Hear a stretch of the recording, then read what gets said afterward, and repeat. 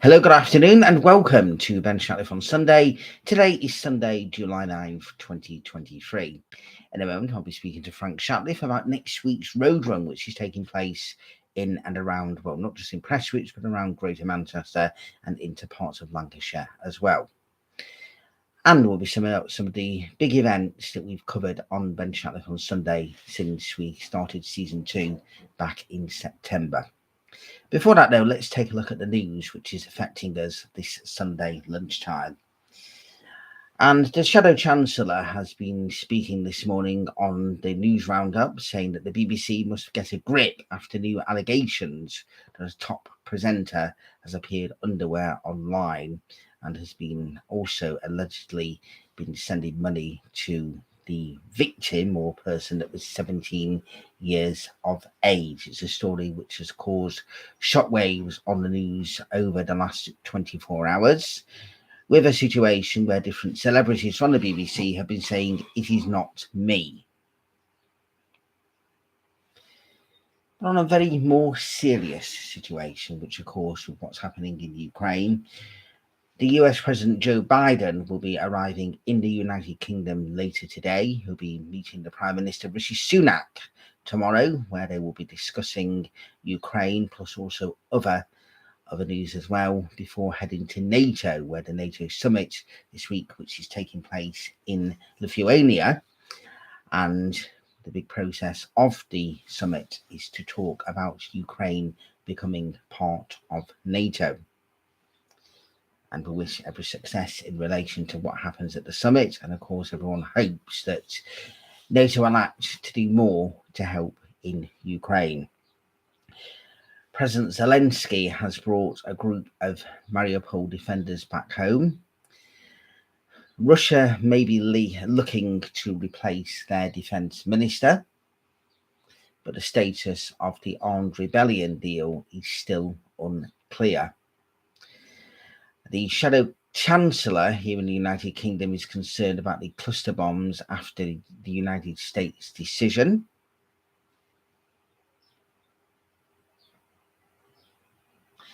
Cambodia have warned that Ukrainians would be the real victims of the cluster bombs.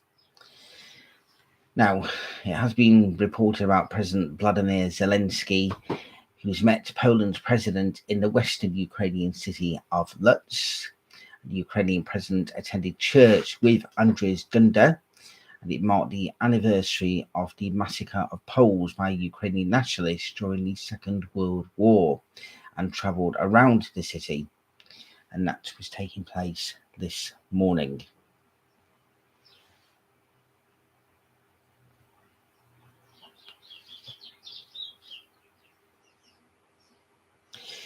And the former Chancellor of the Exchequer, George Osborne, who was Chancellor up until 2016, which seems a very long time ago, yesterday got married,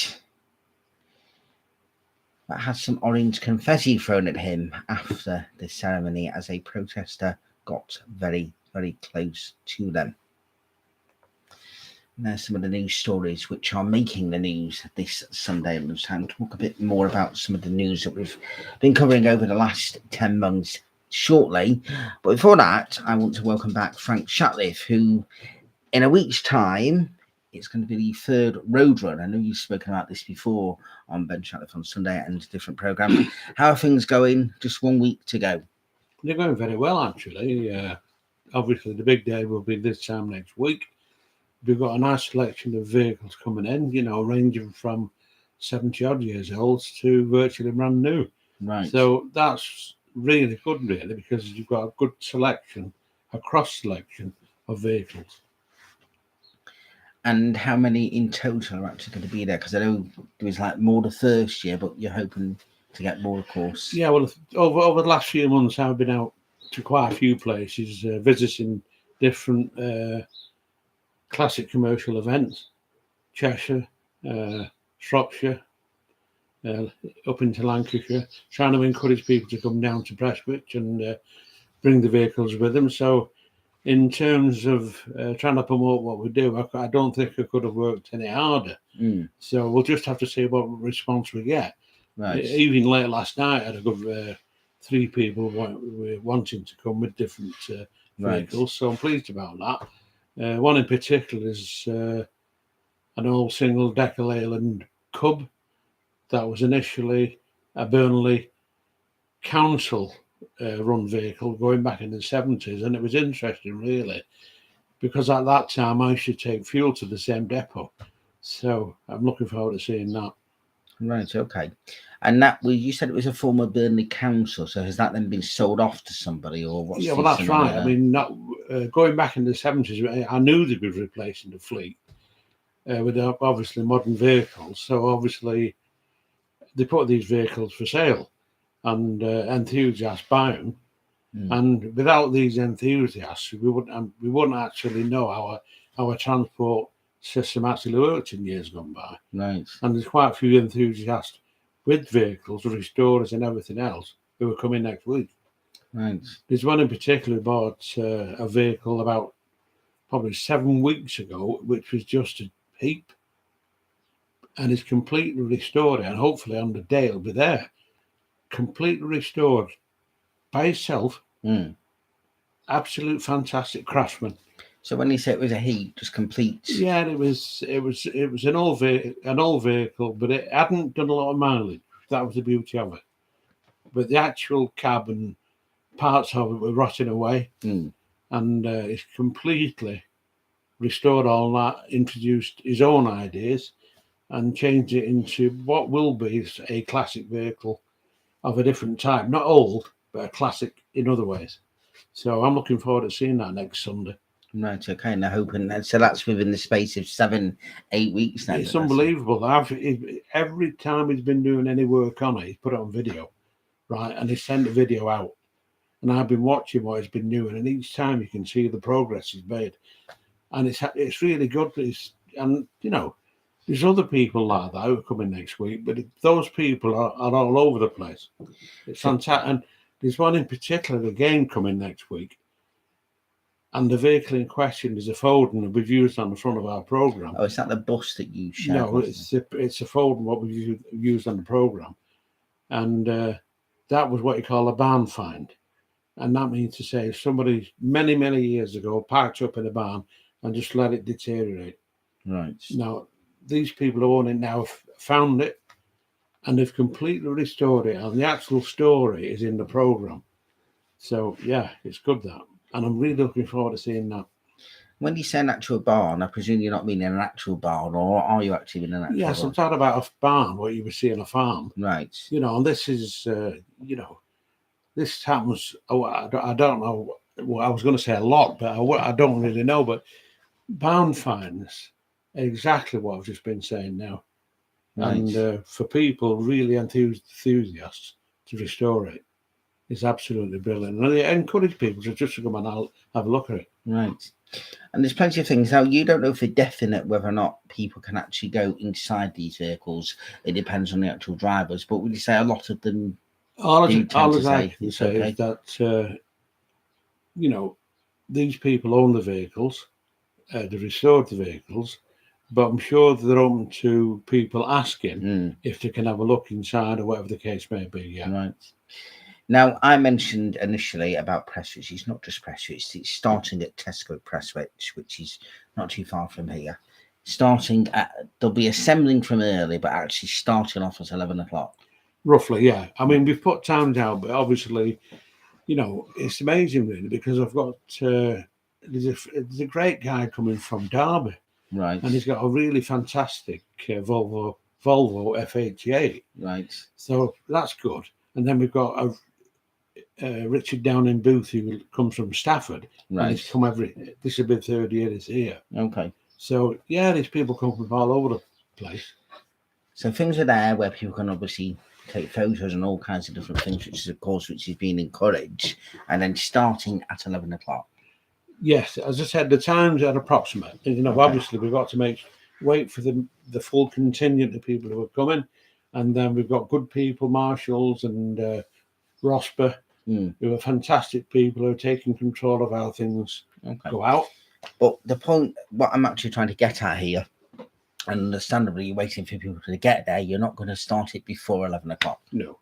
Right, that's fine. Some of us will be at church and we using other methods of transport to quickly get from A to Yeah, B within the space of possibly a little bit shorter than what I actually anticipated in terms of time, because I've got somebody got to speak at church as well next Sunday, as well as me reading for the first time in a while. So it's I will be going there and I want to be there in time for when it starts off. So a quick taxi is definitely on the cards. Now, you also wanted to mention something that happened yesterday, which I'm very proud of this as well, because it involves obviously members of the family, but the H Presswich have helped you not just with this, but also with the Wood Street Mission charities when you do the One New Toy Appeal. But they did something absolutely remarkable yesterday, again at Tesco, with some of the programmes. yeah. Well, we call this a charity road run, and the reason for that, I ask charities each year, and I try to change the charities each year. And although it's a good cause, this year we chose the 8th Presbyterian Scout Group in near Heaton Park, and the object is we get programs printed, and this year we got 300 printed, Right. and then once they're printed, we give them to the Scout Group, and they've got the opportunity to sell all those and make as much money as they can. Right. Minimum donation is £2. Right. So in theory, the plan was for them to go into Tesco yesterday and sell what they could. And quite honestly, I was anticipating possibly selling about 100. And then obviously what was left would be sold at the event next week. But lo and behold, when I went to Tesco yesterday afternoon at 3:30, and I spoke to my young grandson, Josh, and said, how's it been going? He said, we've sold them all. Just very casual. And I said, hey, you've sold them all? He said, yeah, everyone's gone. Which is amazing, really, because that is the very first time that's happened. In the past, the first group charity had some left over, and the second charity had some left over. But these went out on one day and cleared the lot. Yeah. And it shows you really when you think about it. Indeed. I think some personal intervention there from Josh and Zach, as well as all those other cubs that were there yesterday, It's a combination was of absolutely fantastic. a good organised scout group. That's what it is. That's what it's all about. Because I know in the past, going from when we've been involved in other things, when you were involved with the carnival, we used to go on the precinct in Prestwich on Saturday mornings selling programs, and sometimes people would take them, sometimes they wouldn't do. There was also Tesco sometimes, and different organisations taking them, and some would say, yeah, we're selling them, but to actually sell the entire amount that they're actually given, their actual quantity, is absolutely fantastic. So well done to Josh, Zach, and all the others who've been involved, not just the ones that were there yesterday, but the ones who've been involved in doing various different things for this, because you do an absolutely fantastic job.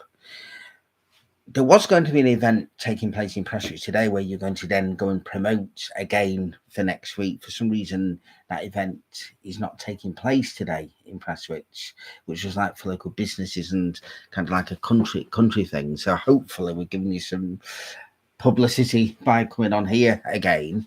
Well, the event today was, Prestwich Summer Festival, promoted by Anatolian Grill right, and J Star Academy. We was going down there to support them in a small way, but at the same time promoting what we was doing. Right. But both of those groups and the businesses that would have been there today have been absolutely great with supporting different events in Prestwich. Yeah. So unfortunately, because of the weather, we all saw the weather last night, and it was too much of a gamble to take place today. Right. So it's a shame, because at the moment it's absolutely stunningly beautiful outside there as well, which but hopefully that event will take place as another stage, get it sorted out again, because there's still plenty more weeks after the summer. Well, there is really, but obviously it's up to the thing is, some of these businesses in Prestwich are absolutely first class, Exactly. Supporting what volunteers do and all that. We're lucky here in Prestwich because we've got so many events. Other places have got nothing. But when it, particularly Anatolian, Village Optician, all those businesses. Mm-hmm. They're absolutely superb. I was actually looking forward to going to this today, to be perfectly honest, because it's good to see these various different things. And I know I didn't go to the Prestwich Carnival this year, which was not a deliberate thing about not going. Sometimes you have to just have a bit of time for yourself when you're busy doing various different stuff. But and of course it was Clough Day as well back in May, which was also lovely. The weather was beautiful and saw loads of people there. So it's absolutely important with the events that you do, but all these other events, not just in Prestwich, Greater Manchester, throughout the country.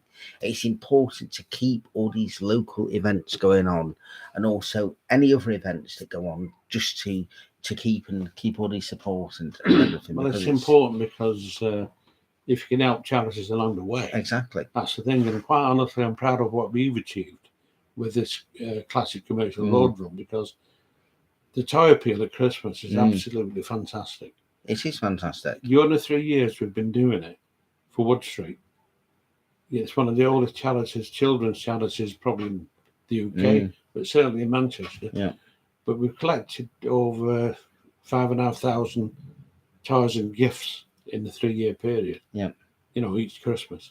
So that's absolutely brilliant for us.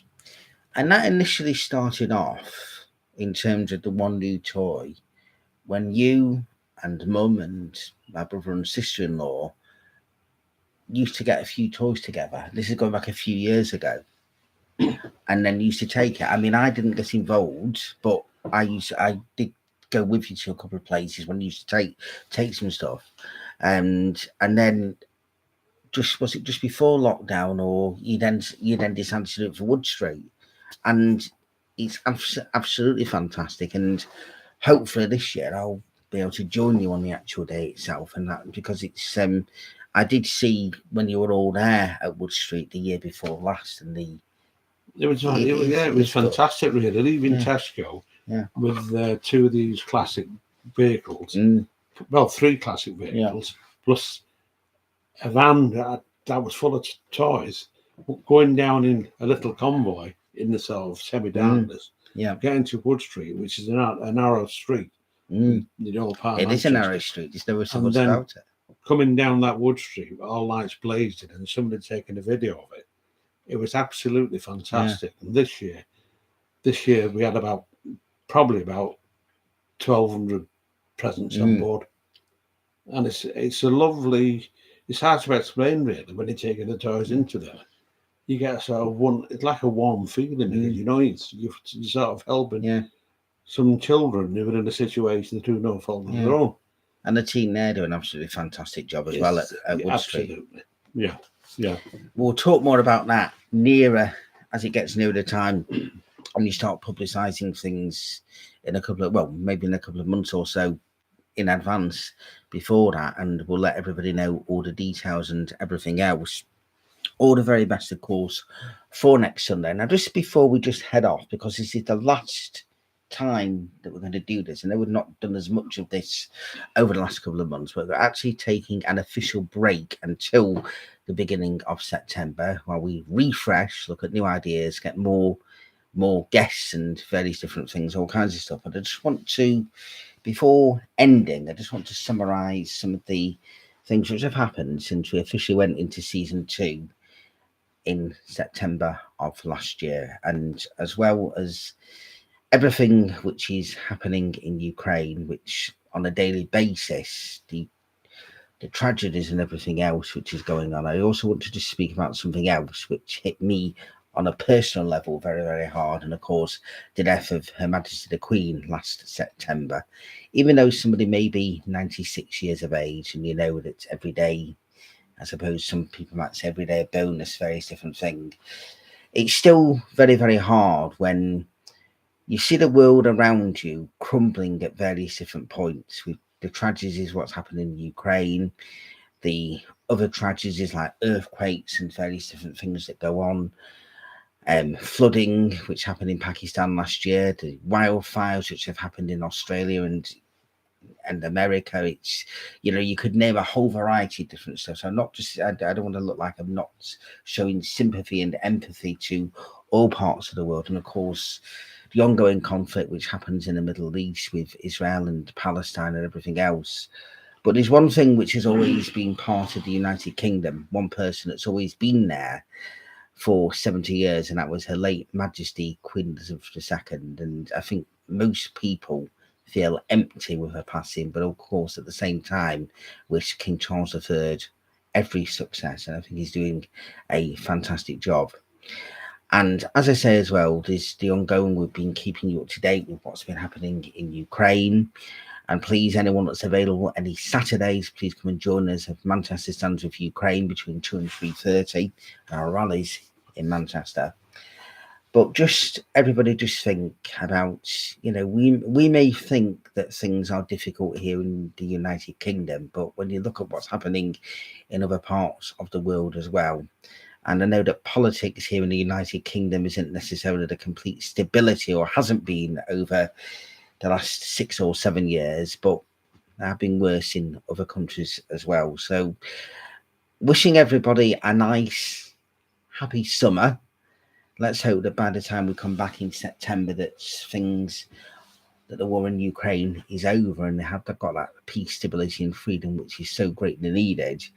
But even though I'm going to take a break, I'm going to do some summer specials about certain different subjects. So just stay tuned for those at different stages. Thank you once again for coming on. Thank you to all the people who've come on over the last 10 months when we've had the different election candidates. And of course, we've had Steve Wright as well, who's been on a few times as well.